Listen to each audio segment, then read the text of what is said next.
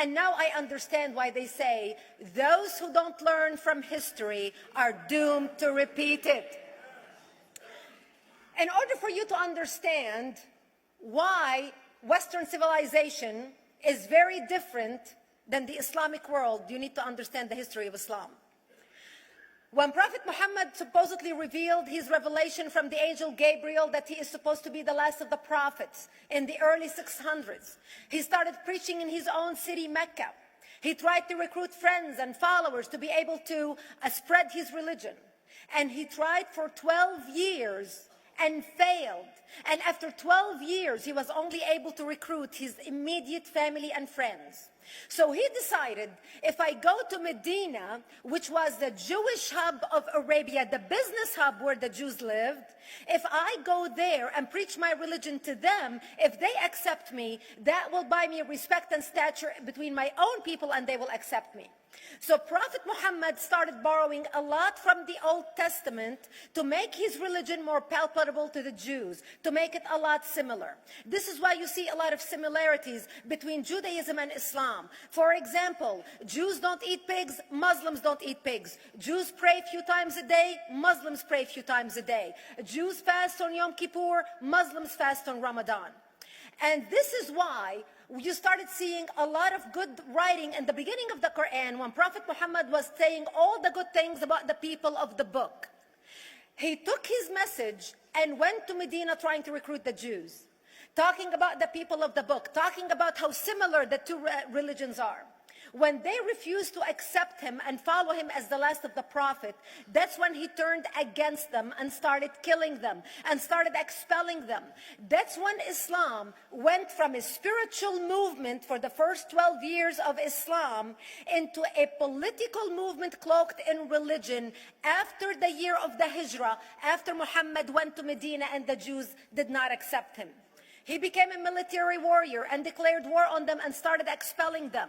Jews and Christians became dhimmi, or second-class citizens. They were only allowed to stay alive and not be killed only by paying the jizya, or the protection tax. So they had a choice: convert to Islam, or if you want to stay alive, you have to pay the jizya or protection tax, living as dhimmi in the Islamic nation.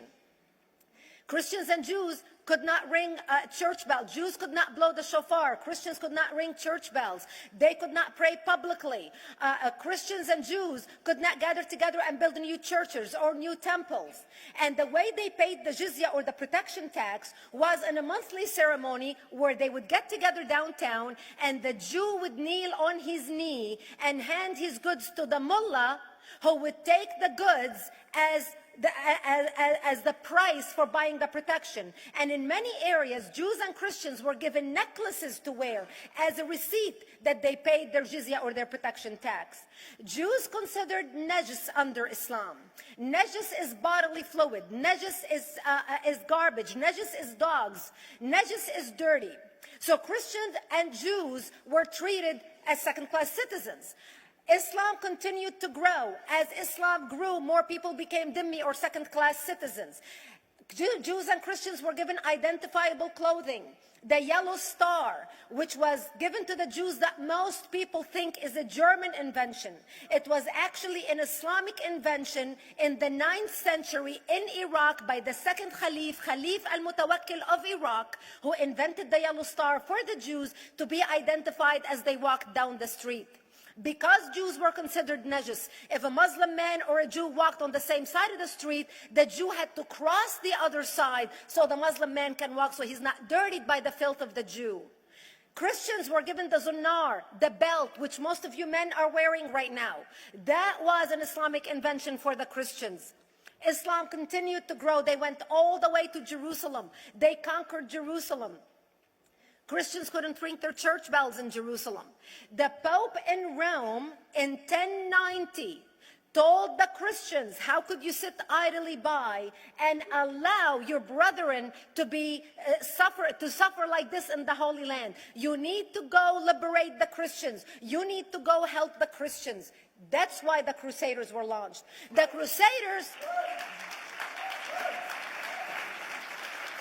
The Crusaders were not launched because they just felt like waking up in the morning and going and converting a bunch of Muslims or beheading them. The Crusaders were launched to liberate Jerusalem. And they were able to liberate Jerusalem for less than 100 years before Salah ad-Din al-Ayyubi, Saladin, took it back, and Jerusalem remained under Islamic control until 1967, when the State of Israel liberated Jerusalem, where Christians, Jews, and Muslims could pray under the same sky.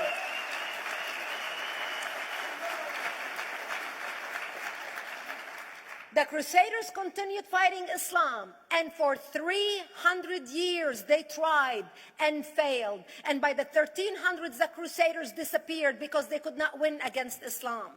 Islam continued to expand. They went all the way to Central Europe. They went all the way to China. They went to India. They conquered Spain. They changed the name of Spain from Spain to Andalusia.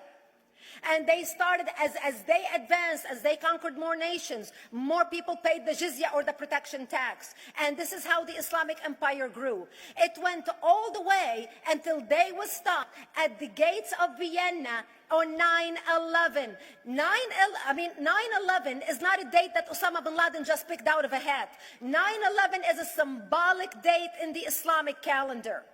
By the 1600s, Islam had covered more of the earth's surface than the Roman Empire did at its peak.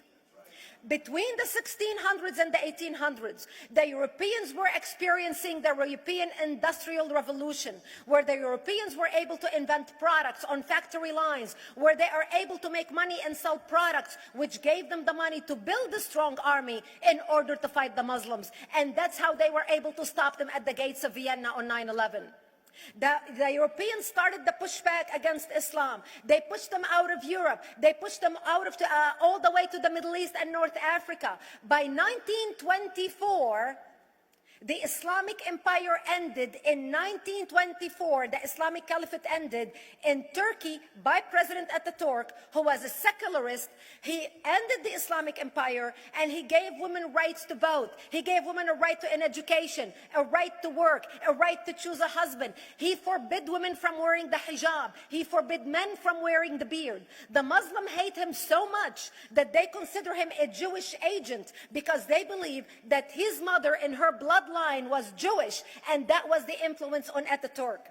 By the time the Islamic Empire, or the Islamic Caliphate, or the Islamic State ended in 1924, the Islamic Caliphate had existed for 1400 years, and it ended less than 100 years ago.